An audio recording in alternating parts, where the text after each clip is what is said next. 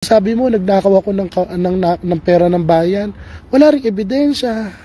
Nag-live ako ngayon kasi oras na sagutin kasi umover na eh. So, gawin natin systematic uli. Yung usual lang na live na himay-himay, ganyan. So, mga approximately 24 hours ago, nag-claim ang SAS, ang Byron at saka Maharlika din daw, na unpublished daw yung kanilang page. No. Tapos, biglang ang kanilang paratang, Black Ops ko daw. Parang Black Ops ko, Black Ops ng Malacanang, Black Ops daw ni Mel Robles, ganyan. Tapos sabi ko, 1 taon na ngutong mga to. 1 taon na. Tapos, hindi naman ako nagsasalita. Kung Black Ops namin yan, kung totoong Black Ops namin yan, matagal na yung band. Hindi ba? So sabi ko, parang may mali.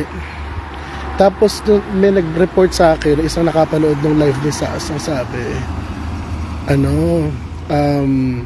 kesyo raw, meron daw siya 180 days para mag-appeal, ganyan, para umapila doon sa pagkaka-unpublish. Tapos, somehow, magically, less than 24 hours later, up na naman yung page. Ganon, up na naman daw yung page. Darating tayo dyan, himayin natin yan isa-isa. Tapos sabi ko, alright, so, in-unpublish ka, less than 24 hours, nag-up yung page mo. So, normally, pag nag-iimbestiga tayo, the simplest explanation is the best. So, plot ng CIA, Malacanang, Mel Robles TP, na sobrang palupalupot ang kwento, or simple lang nag-deactivate, tapos inactivate pabalik. Ay. Alam nyo kasi, may mga nagtatanong dyan. Tama ba ako? Oo. Masarap kumain eh. May nagtatanong dyan. Sabi, TP, ba't ka biglang nag-quit sa pagbablog? Actually, simula nung nanalo si BBM, ang huli kong vlog na yung pirme na nagbablog hanggang mga June 2022. Nanalo si BBM May 2022. Ang huli kong vlog na yung pirme pa hanggang June. Actually, nung June, hindi na masyadong madalas kasi nga busy na ako sa buhay. Tapos may mga nagtatanong, na 1 year and a half. 1 year and a half na ako hindi maingay. Tapos sinabi, ano nangyari? Kasi alam ninyo,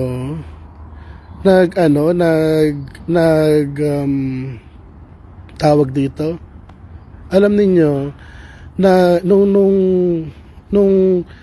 2015 pa ako nag-umpisa na mag-TP. Tapos halos magkasabay kami ni SAS nag-umpisa. Oo, kasi nag-umpisa ako mag-TP November 2015. Nagka-cross ng landas namin ni SAS mga May 2016. Tapos dire-diretso na nun. Tapos naisip ko, tatandaan ko nun, 9 years later, noong 2022 na, tandaan ko yun mga bandang February or March 2022. Nag-message sa akin ng SAS. Kung natanong nasan ako, nasa eskwelahan, Fry Building, School of Mathematics. So, after sabi ni SAS, uuwi daw siya ng Pilipinas kasi daw wala daw siya residence visa doon. Tapos sabi ko, ba't di ka na-renew? Di ba nagtuturo siya sa Maastricht? Sabi ko, ba't di ka na-renew? Pinagtripan daw siya na akbayan, parang ganun. Tapos ako naman, bilang kaibigan, sabi ko, sige, tulungan na lang, paano gagawin? Tapos alam nyo kasi, ang kwento for the past 9 years, naging babysitter ako ni SAS. Yun ang bottom line, babysitter ni SAS. Gumawa yan ng page mga 2016. Gumawa ng page ng 2016. Umuwi ng Pilipinas, ako susundo. Walang titirhan, sa bahay ko magtitira. Walang panggasto, sa akin hihingi. Tanda ko pa nga nung magtuturo na yan sa Maastricht, wala pa nga pabayad ng bahay yan tapos sa akin pa nangutang. Tapos sabi ko, sa akin naman, kaibigan naman di mano. Ang hindi ko maintindihan, sabi niya na mayaman ka pala, tipi, may pera ka pala, ganyan. Totoo namang may naipon ako. Totoo naman yun. Sa palagay niyo, mapapautang ko ng 2,000 si Sas nung panahon na magkaibigan pa kami nang wala akong pera. Ikaw, ilang kaibigan nyo na uutangin nyo sa 2,000? So ano ibig sabihin nito? Nung panahon na napapakinabangan pa, ikaw Sas, nung panahon na napapakinabangan mo pa ako at nauutangan mo pa ako ng 2,000, walang issue sa'yo na may pera ako. Pero noong naghiwalay na tayo ng landas, siguro hindi man ako napapakinabangan, biglang nag-i-issue na. Bakit ganun? Ano ba to? Ingay naman na ito. Black nga. Alright. Tapos, paano ba to?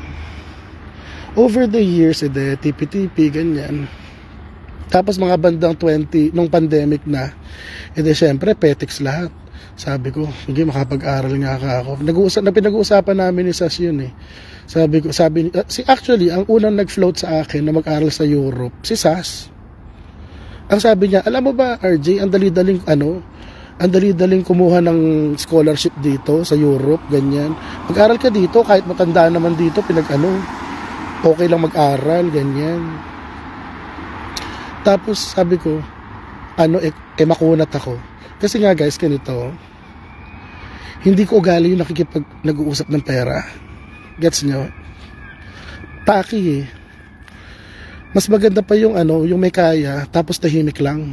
Ganun lang naman ako bago pa ako nag-TP, may kaya na ako, nakaipon na Tagal ko nag-oil and gas na proposal writer. Tapos hindi ko style yung nagwawagwag ng kayamanan.